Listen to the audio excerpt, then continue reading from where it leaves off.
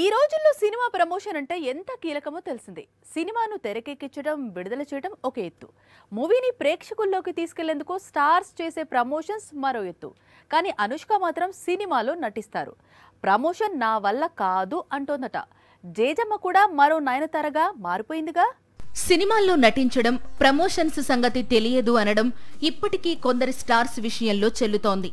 Kollywood star Ajith, lady super star Nayanthara ఇప్పటికీ promotions కు దూరంగా ఉంటారు.